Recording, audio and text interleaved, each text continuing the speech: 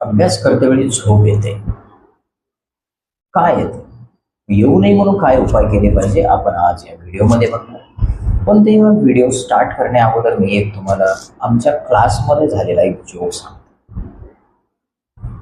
असे विद्यार्थी बसलेले होते. एका विद्यार्थ्याने विचारलं, सर सगळ्यात जास्त नशा कशात असतो? मी विचार करण्या अगोदरच दुसऱ्या एका विद्यार्थ्याने उत्तर दिलं. तो बोलला, सगळ्यात जास्त नशा बुक्समध्ये असतो. मी म्हणलो. तेव्हा तो लगेच उत्तर दिला, सर जेव्हा केव्हा आम्ही बुक्स पुढे घेतो ना तेव्हा लगेच झोप येते. ही जी झोपेची नशा आहे ते घालवण्यासाठी आपल्याला काय उपाय करावे लागेल ते आपण या व्हिडिओमध्ये बघणार आहे. फर्स्ट आहे बसण्याचा पोस्चर. म्हणजे आपण जी जागा निवडतो ना अभ्यासासाठी ती खूप आरामदायी असते. म्हणजे काय, तुम्ही सोफा सेटवर बसता, गादीवर बसता, अशा ठिकाणी मग मस्त निवांत झोप लागते. अभ्यास कमी पण झोप अशा ठिकाणी जास्त येते. म्हणजे काय होतं, स्ट्रेट आपण ठरवतो अभ्यासाला बसायचं. फर्स्ट आपण गणपती बाप्पा होतो म्हणजे स्ट्रेट बसतो. थोड्या वेळाने लगेच आपण विष्णुदेव होतो, एकाच अडंगावरच होतो. हळूहळू होत होत कधी आपण कुंभकर्णासारखे झोपी जातो आपल्याला कळणारच नाही. त्यामुळे पोस्चर बदला, झोपेवरती कंट्रोल ठेवा. सेकंड वन आहे झोप पूर्ण न होणे. बऱ्याचशा मुलांना अशी सवय असते, रात्री खूप वेळ जागे बसतात.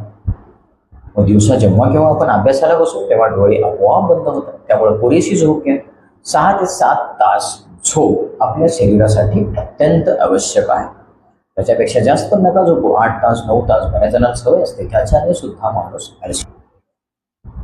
थर्ड आहे जेवणानंतर अभ्यास. बऱ्याच जणांना सवय असते, जेवण करतात लगेच अभ्यासाला बसतात. तेव्हा पण आपल्या बॉडीमध्ये रक्तस्राव सगळं इंटेस्टाईनकडे गेलेला असतो, त्यामुळे मेंदू थोडा स्लो झालेला असतो. फोर्थ आहे मोबाईल बघणे. म्हणजे आपण काय करतो, जेव्हा हातात मोबाईल घेतला ना 5 मिनिट झाले, 10 मिनिट झाले, अर्धा तास 1 तास किती वेळ बघतो हे लक्षात सुद्धा येत नाही. जेवढं तुम्ही मोबाईलकडे अट्रॅक्ट व्हाल, मोबाईलवरती रील शॉर्ट बघत राहाल, त्यामुळे काय होतं, आपला मेंदू लवकर थकतो. लवकर थकल्यामुळं मग आपण जेव्हा अभ्यासाला बसतो ना तेव्हा अभ्यास नाही होत, आपल्याला बरोबर झोप येते. त्यामुळं मोबाईलला थोडंसं अवॉइड करा. रील्स आणि मोबाईलचं भयानक सत्य म्हणून आपण असा एक सेपरेट व्हिडिओ बनवलेले, तुम्ही ते जाऊन पाहू शकता. लास्ट आणि अति महत्वाचं, पुन्हा पुन्हा फक्त वाचन करणे.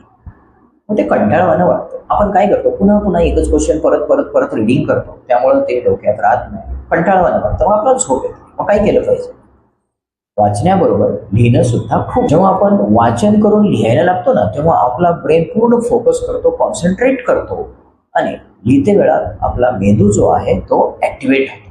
त्यामुळं वाचनाबरोबर लिखाणाची सुद्धा सवय ठेवली पाहिजे. आणखी प्रत्येक अर्धा तास किंवा 40 मिनिटानंतर, 30 ते 40 मिनिटानंतर अभ्यासाच्या मध्ये ब्रेक दिला पाहिजे. कंटिन्यू जर तुम्ही एकाच ठिकाणी बसून राहिला तर झोप येणं साहजिक आहे. जे तुम्ही मध्ये ब्रेक घेणार आहे, जे तुम्ही थोडासा ब्रेक घेणार आहे, त्यामुळे थोडंसं त्यामध्ये चालायचं, थोडंसं एक फेरफटका मारून परत अभ्यासाला बसायचं. आणि मध्ये मध्ये पाणी पिलं पाहिजे. डिहायड्रेशनमुळे सुद्धा आपल्याला झोप येण्याचे चान्सेस आहेत, पाणी पण भरपूर पिलं पाहिजे. आणि खूपच झोप येत असेल तर थोडासा फेरफटका मारला पाहिजे. आणि जो काही रीडिंग करतो मोठ्या आवाजात वाचणे आणि लिखाण करणे हे सुद्धा खूप महत्वाचं आहे.